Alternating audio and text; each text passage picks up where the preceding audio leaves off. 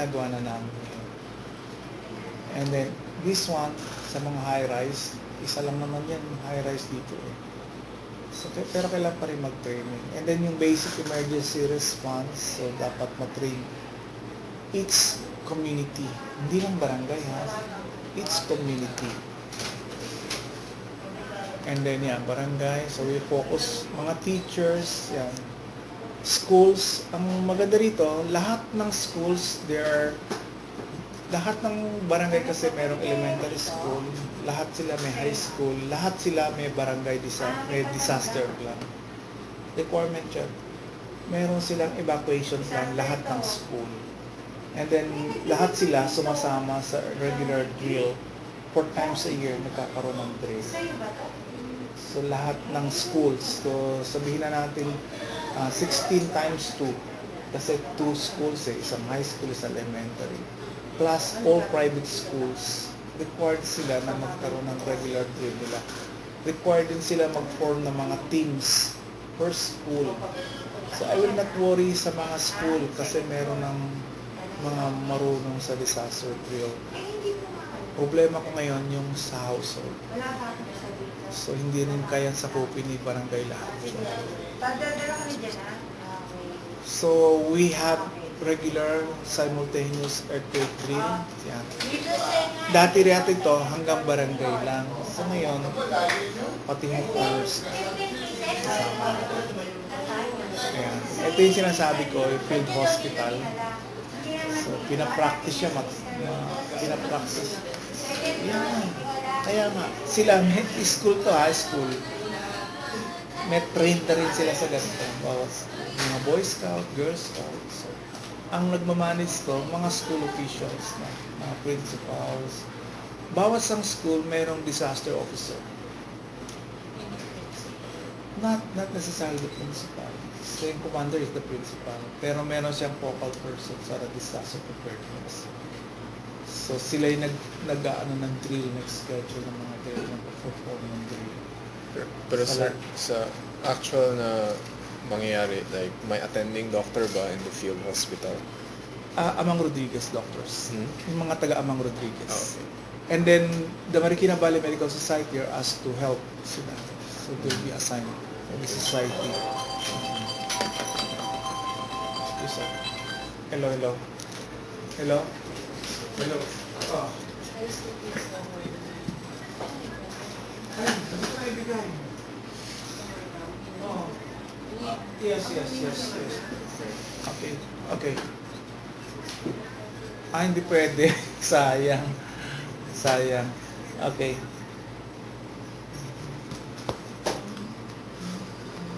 So, yung mga government buildings namin, ito yung mga supplies namin nakastock dyan. Ito yung City Health Office. Ito yung command center. Lilipat tayo doon mamaya. So, ito yung mga resources namin. They're very few with the limited budget that we have. Siguro, kung compare mo sa Davao, malalaking gamit. Meron sila. Ayan. Oh. Marami sila ambulance na malalaki. Mga grade 1 ambulance talaga sila. Maraming pera sa Davao eh. Totoo yun. Si Gigito. So yan. Hello, si John. So, Yes, Ate Mo. ito, very expensive to mga materials ito. Mga combination tools sa extraction. Collapse structure extraction. Yan, mga hydraulics na rin yan. So every year, pa isa-isang bili ko niyan kasi million ang halaga niyan. Sa Davao, kumpleto niyan. Si Davao, totoo, they're capable of giving rescue help sa ibang places talaga.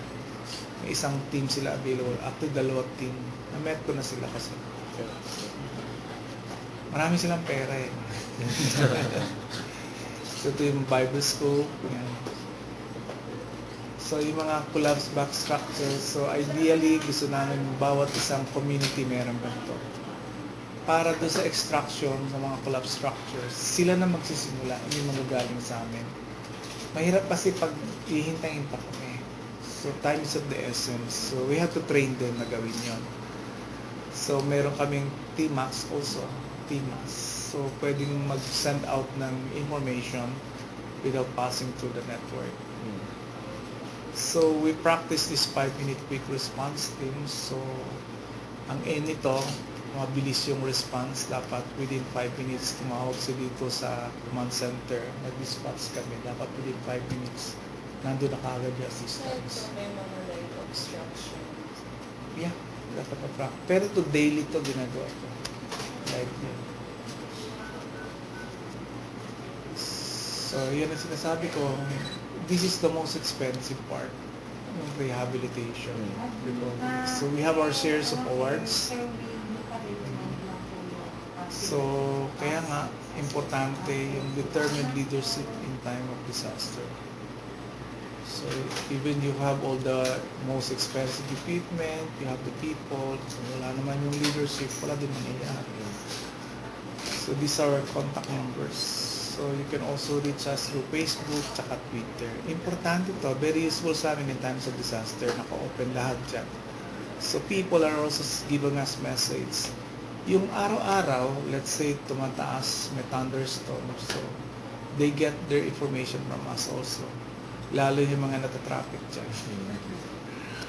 So, check nila dito sa amin kung ano. Bakit? Siguro may bahado, sabihin nila kay traffic. So, makakawa sila ng information. Questions? Sir, aside from clearing operations, which you consider is the most expensive, like what other challenges do you face like sa disaster risk? Yung sinabi niyo po na yung household, siya yung pinakamahirap na i-manage. Kasi madami sila. So let's say sabihin na natin 16 barangays, there are lots of a limitation ko kasi sa number of people that I have that will go down. So nagparoon na kami ng trainers. So ma-augment na kami later on. And then prioritize namin yung mga most vulnerable communities doon sa low-lying areas. Yun yung inuna namin. Kasi when you go down to communities, tinatakil mo doon yung vulnerability nila. Number one question, yung poverty. So kailangan din yung kasama mo din yung isip ka ng livelihood sa kanila. And then yung financial support sa mga lending institution. So kailangan magkakasama kami doon pag bumaba kami doon. One of the reason why they are vulnerable is because they don't have the financial capacity na lumipat sila. Sana wag na sila doon nakatira. So madaling sabihin pero mahirap gawin yun talaga. Kasi ayaw nila umalis doon kasi yung trabaho nila malapit doon. So yung challenge, paano mo sila ma-improve yung situation nila para hindi lagi silang vulnerable. So ang mag-iisip nun, kasama sila ngayon. So they have to participate in the decision making. Yun yung trend na gagawin namin ngayon. So they have to help themselves. They have to create groups within themselves. May small team sila ng first aider, rescuers. Sila mismo na hindi sila every time may situation mangyayari, tatawag sila sa 161. And then, ganun mangyayari. So, we are teaching them to help themselves. Yun ang challenge na dapat mangyari. And marami sila kasi Pero ang prioritization namin, doon sa most vulnerable communities muna. And then, kasama na yung health issues, economic, social, andyan dyan yung mga vulnerable groups, mga PWD, senior citizens, women, children. Kasama na yon when you go down to the community. Pag in-address mo yon, dapat kasama na yon. Hindi po-focus mo lang, turuan mo lang sila nito, gano'n. Hindi. Dapat yung community aware sila paano i-address yung mga issues na yon. Dapat marunong din sila mag-prioritize. Sino yung mga senior dito? Sila din yung tutulong sa mga senior na yon. Sila din yung tutulong sa mga PWDs na yon. So you have to teach them all those things. Hindi yung pag may nangyari to, tawag ka agad dito sa amin. So yun yung challenge na gusto namin alisin yung Kailan magkaroon sila ng local response. yun ang ano, nasanay sila na kami lagi nandiyan. So magkakaroon ng paradigm shift na ano ba yung gagawin ko? Ano yung magagawa ko? Hindi yung ano yung pwedeng gawin ni DRM office para tulungan ako. Yun yung haharapin namin na ngayon. Na parang kampante sila, multi-awarded kami, tutulungan namin Opo. sila. Okay. So this time hindi. Na kailangan tulungan nila ang sarili nila. Dahil sinasabi naman ito totoo eh. Hindi namin kayang sakupin lahat. So yun yung talagang preparedness na sinasabi. Yun din yung sinasabi ng Sendai framework ngayon. Remember that? Yung Sendai framework. Kasi tapos na sa yoga framework. Yung sa yoga framework. So, merong failure dun sa yoga framework. Maraming failures din. Kasi top, bottom ang approach. So this time, i-apply talaga yung bottom-up approach to. Na turuan yung tao na makapacitate sila to understand their background, their problem, their vulnerability. And they must help and contribute doon sa improvement ng condition nila para magkaroon ng sustainable development sa kanila. Yun ang reason kung bakit sila laging binabaha. Kasi kung naintindihan nila, mag-iisip sila na lumipat na lang sila. Diba? Eh, pagka ikaw ay sabihin natin mababa yung capacity o financial capacity mo, kung saan mura, kung saan libre, doon ka pupunta. Eh, karaniwan, yung area na yun, vulnerable sa flooding. Diba? Saan ba sila pupunta? Sa tabi ng estero, sa tabi ng... Kasi mura doon, libre doon. So, gano'n ang nangyayari. So, gawin mo, i-capacitate mo sila para makaisip sila tumira sa lugar na mas safe. Yun yung idea talaga. So, yun yung hindi lahat ng solusyon sa pagbili ng mamahaling Sa equipment.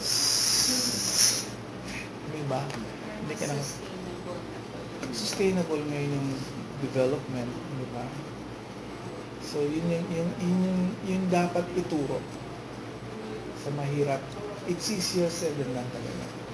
Sabihin mo sa kanila na sila na dapat ang bahala sa buhay nila. Samantalang sanay sila pag may nangyari. Tawag agad. Yes. Ganun ang attitude nila. Oo. Kasi meron kaming mahusay na communication system, may ganun.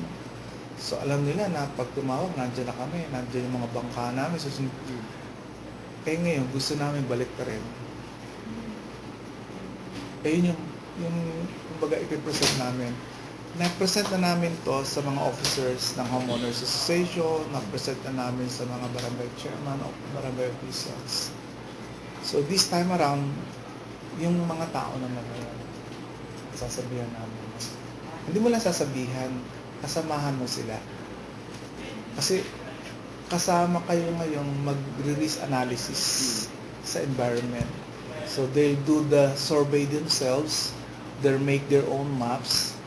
Dapat ma-realize nila ito yung mga assets na meron sila, ilan ba ang kaminero dito, ilan ang mahusay dito. So gusto rin namin ma-train sila sa first aid, sa rescue. So, it takes a lot of time na gawin yan. Pero siyempre, ang priority namin, yung talagang mga vulnerable groups talaga. Madalas, pag umulan lang ng malakas, sila na yung binaba. Sila yung uunahin namin. Yung ibang settled naman, hindi na masyado. Kumbaga sa priority, mas mauna sila. So, gagawa kami ng isang pilot project na ganoon. So, 4 sila actually. So, Tumana, Nangka, Tumana, Malanday, Santo Niño. Identify na naman namin kung saan sila. So, yun po yung bagong project niyo. Ang tawag doon, Community-Based Disaster Risk Reduction Management Training. Na naka-involved na doon si senior citizen, PWD, ka-involved si women, so yung mga issues na ganoon. Ano po yung mga communities that, like, what specific communities do you target po talaga prioritize? Kasi Anong mga barangay po yung... Kaya nga, Nangka, Balubad ng Kayon, tapos Tumana, tapos Malanday, tapos Santo Niño. 4 lang siya.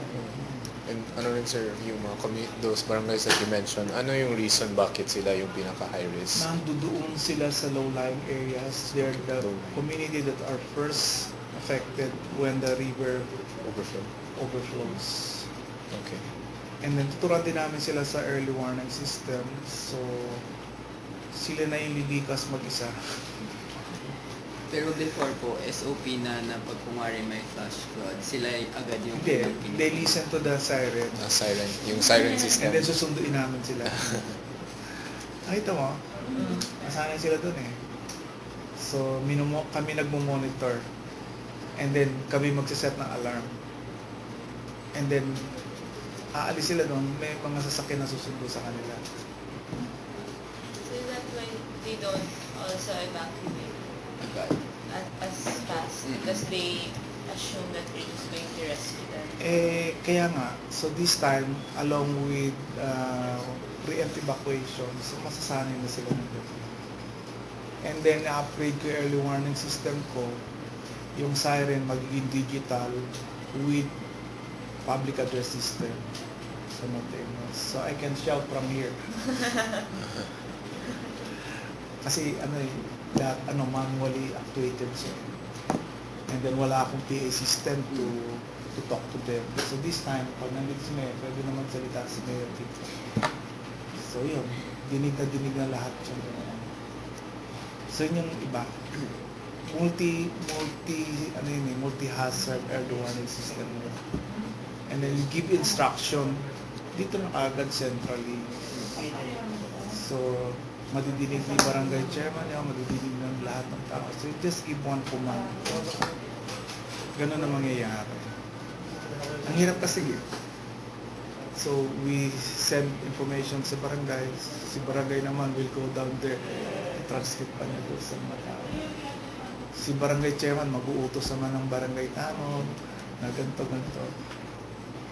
So, inisip na, shortcut. So, why not a digital overreaching ng mga information? So, salita ng diretso dito, dinig na ng lahat. Hindi na dadaan pa kayo. Ganito, dadaan ko. So, ganun kasi yung user. May chain of command. So, dadaan muna kay barangay. Tawagan sa radio. And then, transcript yung barangay doon sa centralized. Mabilis ang flow ng information. So, ganun ang mangyayari. Yun yung magiging upgrade ng early warning system. Parang sa Japan, no? Di ba? So, nadinig ng lahat. Hindi drill yung totoo lang. So, everybody's asked to get out of the buildings, kaysa evacuation center. So, nadidinig mo na yung announcement. Parang sa MRT, may announcement. So, ganun sa city, yun ang pangarap ko na ganun. Sir, may program po ba kayo na masasabi niyo specific lang siya sa Marikina, like hindi mo siya makikita elsewhere? Or meron kayong program na Our feeling- flood system, na feeling specific nyo sa Marikina lang. sa inyo yan. nag-start? Kasi kami, Marikina River, ginawa yon specifically for Marikina River. So, pwedeng gumawa yung iba, measurement. Yung system, the early warning system format is just specifically for Marikina. Yung sa Santo Niño Bridge? Yeah. So, ang future doon, ang magiging future doon, so maglalagay ako ng digital water meter. So, kahit nakapikit ka, market yun. So, dalawa, sa Santo Niño Bridge saka sa Tumana. Santo Niño. So, hindi na ako magbe-base sa visual. Mm. So, electronic na makikita ko. So, And then, matitrigger ka agad din yung connect din doon sa early warning system. Although, pwedeng i-override. Yan ang beauty ng technology. Available yun, kaya it's expensive. Siguro, ang project niya will cost me 20+ million. Speaking of expenses, sir, sabi niyo kanina parang 5% lang ng city. 5% 5% ng of city. the calamity fund. Enough na po ba yun for Hindi. your... Like, how do you manage to... Siyempre, kailangan wise management ng financial management. Just to give a comparison, sa Davao has a budget of 400 million a year sa disaster. 4 to 6 yata. Quezon City, one of the richest, 600 to 800. Wow. enough But it's to like- enough to make a building. They have their own building. Mm. So, yun. Ganun ka compared kami. 68 or 50 plus million lang compared sa hundreds of millions sa kanila. It must develop a marina aspect. Sabihin na natin, mayabang lang kami. Kasi mga iba LGU nagbe-benchmark dito. So whatever best practices that we have. So kami kauna na nakapag-form ng disaster plan. We have our city disaster plan, contingency plan. Although ini-improve pa rin namin yun. Kasi we're not yet satisfied. Kasi yung plans na yun are top-bottom. So gusto niyo maging Bottom up. So it take years pa para talaga Anyway, ang sabi naman ng Sentai 15 to 30 years. 2015 at to 2030 years pa yung para yung span of time matagal pa yun. Kung nag-uumpisa ka na yun, mas maganda. Kasi yun yung yun yung international talaga na standards isusunod. And ina-answer doon yung vulnerability, yung economic side, yung political, sustainable development. So, hindi lang pagbili ng gamit, hindi lang ganun yun. So, yung total development ng community talaga. Yun ang solution para makaiwas sa disaster. Sa Naga, Bicol, maganda yung practices nila. Kasi malapad sila, marami silang paglilipatan. So let's say sabihin na natin along the way ng Harmway gagawin ni governor. Yung buong barangay niya yan, ilipat dito. Madali lang mag-relocate. Ang daming lupa sa kanila. Di ba? Alam mo naman si Governor Salced, economist yan. Alam niya kung saan kukuha ng pera. And then, action man yan eh. Na ililipat niya. Sabi niya, why spend for disaster? Alam mo naman taon-taon binabahaya. Paulit-ulit. So, ka na lang, mag-build ka na another community. Ilipat mo sila doon. Hindi na sila babahay. Yun ang kanyang idea. We cannot do that here, Marikina, kasi very limited yung place namin. Very limited. And ayaw umalis ng tao. Mahirap ito. Kami, naman minsan lang naman sa isang taon kami baha din. Totoo naman diba, tuwing ganitong period, rainy season lang naman. Ang nangyayari ngayon, yung tinatawag ng extended risk, yung maliliit lang na mga incident na nangyayari, hindi na yung undoy type. Pero paulit-ulit siya dito. So hindi na sila makakabangon. Let's say may sari-sari store ka, binaha this year, naubos na yung puhunan, next hindi ka na makarecover. So yun na nangyayari. Kasi ang brunt ng disaster, doon talaga sa mas mahihirap na tao. Yun ang reason kung bakit meron disaster. Kung ikaw ba naman nakatira sa safe na lugar, hindi ka magkakaroon ng disaster. So yun ang issue sa disaster. Yung disaster preparedness talaga nakadikit doon sa sustainable development ng community. Which mean, alam mo yung lugar nila safe, hindi binabaha. So, walang gastos every year na. And then meron din kaming business continuity plan. May implement this. So we invited small, medium enterprises, mga sari-sari store. So they will make a disaster plan. We will also introduce them kumuha sila na insurance.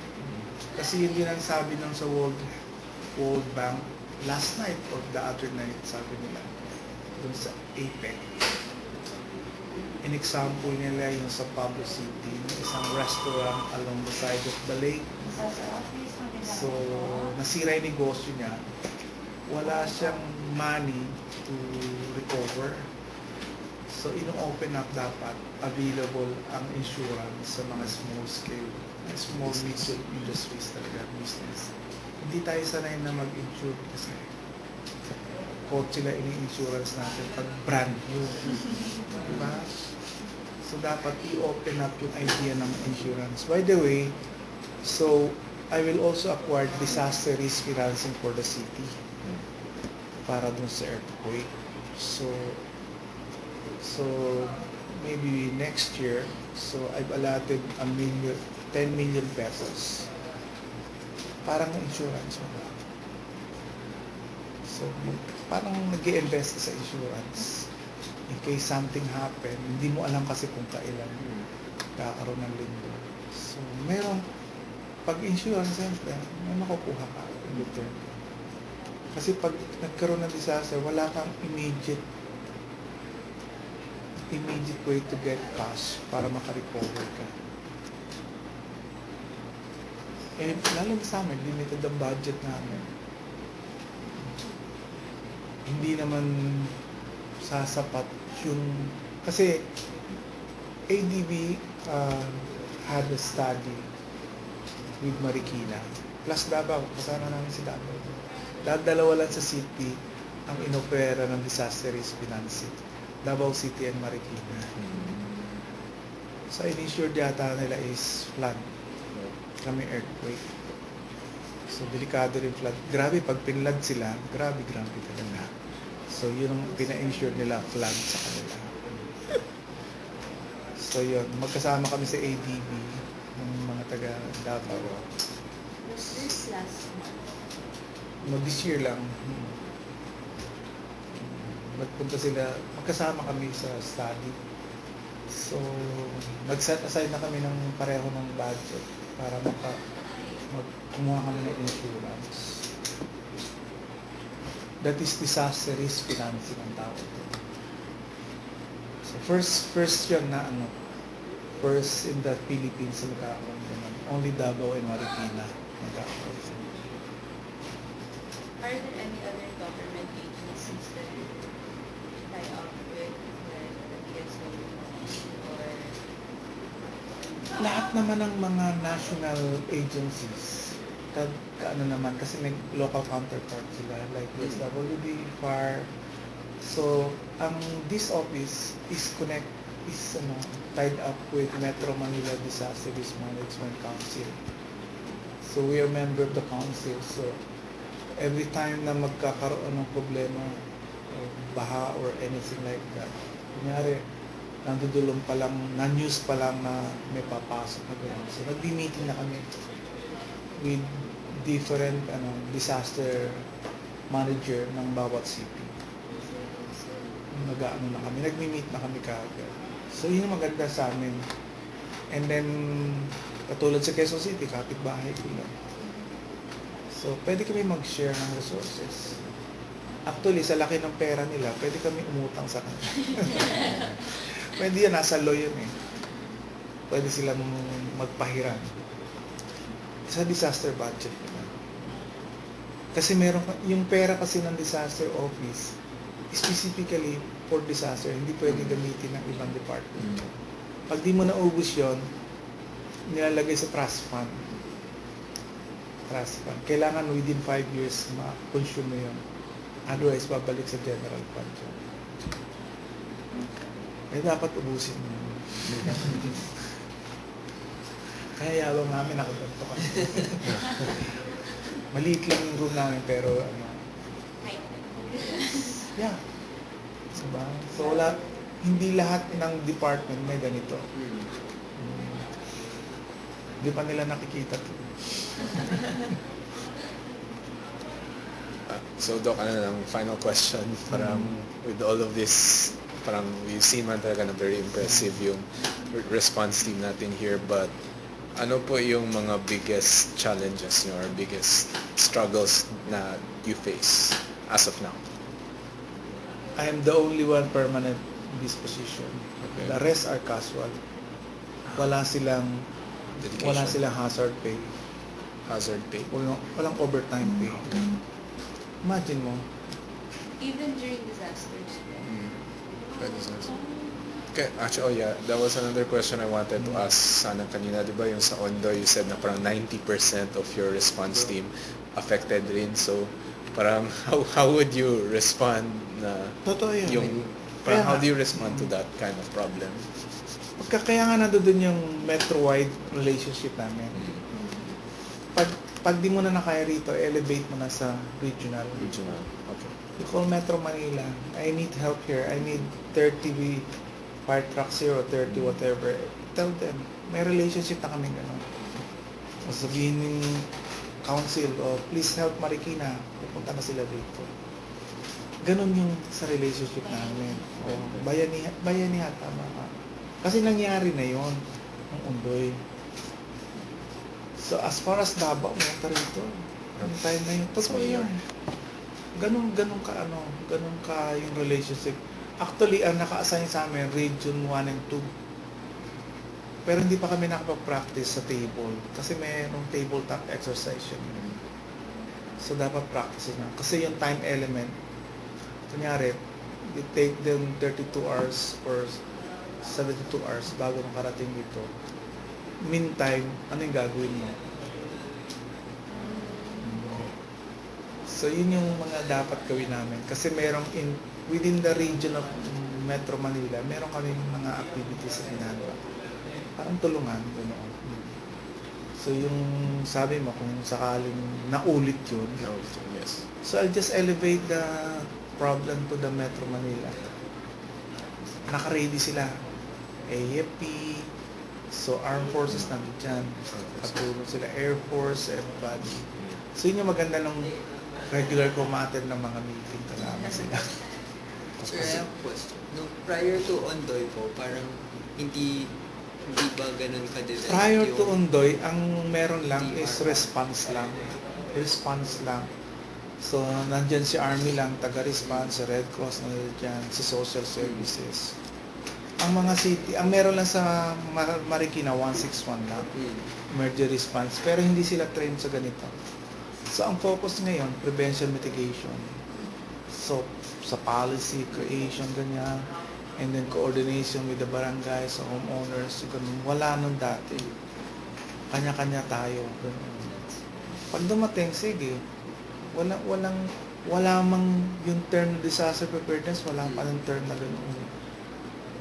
Wala pang ganoon. Disaster mitigation, wala pa yung mga terms na ganoon. So ngayon ang pinag-usama natin yung resiliency ng city. Ganun. So how can you cope up with the exchanges na yun? Yun yung ano ngayon, yun yung in ngayon sa disaster preparedness. It's really difficult and then yun nga, ang binabayad ko sana, Hindi ko control save ka. marami kasi, mabilis ang turnover kasi. So lalo na mga nurses staff ko, maka 2 years na nito, alis na naman yan. So magte-train na naman ang panibago. Yun ang malaking challenge to. Sana, as in all other disaster officers, the whole Philippines, yun ang problema nila. We share the same problem. Kasi nga, merong limit lang sa number of employees. Nung tinayo yung office na to 3 years ago, hindi nila in-adjust. Kasi ano yun magdadagdag ka talaga ng budget para sa plantilla. Re-restructure mo plantilla ng bawat LGU para ma-accommodate yung permanent position. Ang nalakad ko lang, 3 pa lang. 3 major division. How about the rest? Forever sila magiging casual. So, dahil dun sa laki ng trabaho, mas malaki pa sa bombero, mas malaki pa sa... Hindi commensurate yung income nila. So, yun dapat ang tingnan ng incoming government natin. Kasi kami 24/7 service namin. Bukod pa rin sa pag may disaster. Bukod pa yun. So yun dapat tingnan talaga ng government. Malaki na nagawa nung 3 years na napasok yung disaster preparation, yung RA 1121 sa Philippines. Malaki na. As compared sa pre-onday time. Sa bawat city, pag nagpunta kami, kanya-kanya ng building disaster office. So, I've been to other places. Meron talaga sila. So, Makati is also one. Makati, maganda rin practice nila. So, sila nagpo-provide din ng kanila expertise sa ibang bansa naman. So, yun. Kasi marami silang pera. Sa plantilla nila dito is 300 plus. Makati yun, 300 plus employees. Sa Quezon City is 500. Dami, no? Malaki kasi, malaki rin income. Billion naman ang income ng Quezon City. Kaya ang DRM office ng budget nila is 600 million. Pero, kakunti pa rin ang regular employees. Panay casual din. It's a widespread problem. Oo. So, yun yung mga challenges ng mga DRM office. Kaya, marami pang bubunuin yung bagong gobyerno. Darating. Sir, final question. How does one become truly prepared for a disaster? Like sa community level and household level, paano talaga magiging prepared for a disaster? You have the knowledge to what to do before and after the disaster. And then mayroon kang, at least basically equipped ka to defend yourself. Diba? Importante yung basic knowledge talaga, what to do before, during, and after. You know where to go, saan magkaroon ng situation. Kasi ang inaaral na namin, multi-hazard na. Whether it's flood, it's earthquake, it's whatever disaster. So, kailangan down to the level na individual. Alam niya yung gagawin niya, and then priority niya yung family niya. Doon ko lang masasabi na talagang wala akong problema. Ang hirap yung poproblemahan mo. Kunyari, certain community, alam mong kakaunti lang. Mabibilang mo kasi ilan yung population nila. Ilan na ba yung na-train ko doon? So, pinakabahan ka. Kakaunti pa lang. So, yung ginagawa ko, may listahan naman ako ng lahat ng homeowners association dito. So, yun ang sinusundan ko. Kasi sila mga inindak ni Mayor eh. And then, nakausap ko na sila, mga president. Naghihintay na lang na ma-schedule sila. So, yun. Down to the level. So, we also involve faith-based organization, lahat ng churches. So, dapat bibigyan sila ng task. Sasabihin ko, ito yung i-prepare mo. Hindi naman sila pwede sa responder. So, sa ano na lang sila, relief rehabilitation na lang sila. So, I have to talk to them. I have to tell them na I'd like your help pagka-encounter disaster, ito yung gagawin nyo. May dapat magsabi sa kanila para alam nila yung direction. And then, we're talking to organization kasi ang most vulnerable, children with special needs. Yes. PWDs. Tapos senior citizen. Yan ang priority ko ngayon. Tatlong group ngayon. Sila yung napapabayaan in time of disaster. Sila na iiwan sa bahay. So, kaya doon ako nakatutok ngayon. And then, binibigay ko yung responsibility sa family. Sige. Dati ulit. Diba? Sure na? Minsan binibiro ko. Pag masungit lolo mo, iwanan mo na. Pero hindi naman pwedeng ganun. Kasi, ang gusto ko, ito yung family, responsibility mo yun. Hindi mo kaya, sabihin mo sa amin para matulungan ka namin. Dapat alam nila yun. Sabihin nila sa community or sa barangay. And then may association yung mga yan eh. So, yun yung mga kulang sila, yun yung pwede namin i-provide sa kanila. Number one is problem ng mobility. Eh, yun na lang magpatawag ka ng meeting ng PWD, malaking challenge yun. Hindi ko kaya yun. Kailangan mo tulong yung barangay. So, sunduin mo sa bahay yun.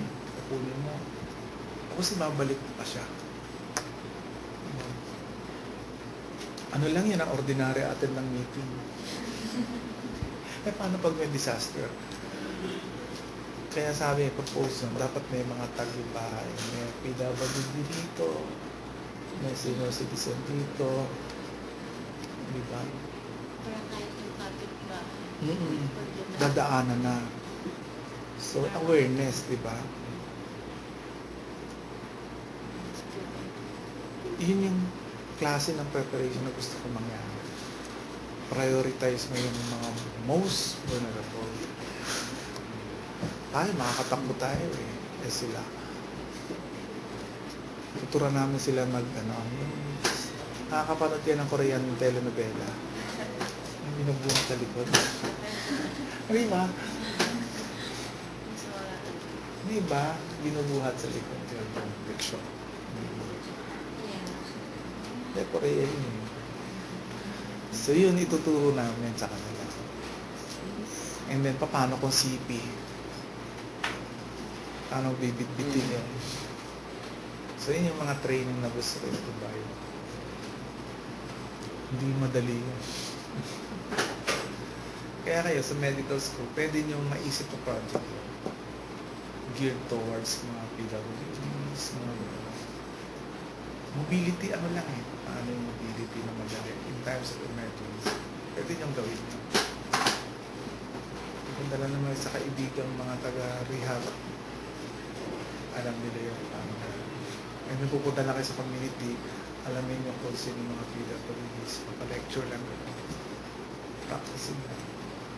Malaking bagay nyo.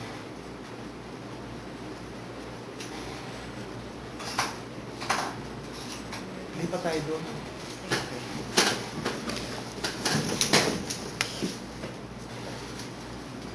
Said everything that we covered.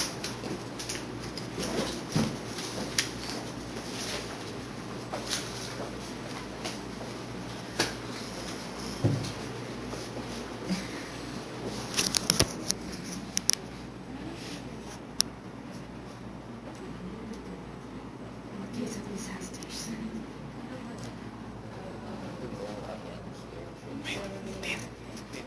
Record ako. Here. I'll try to stay here. Please.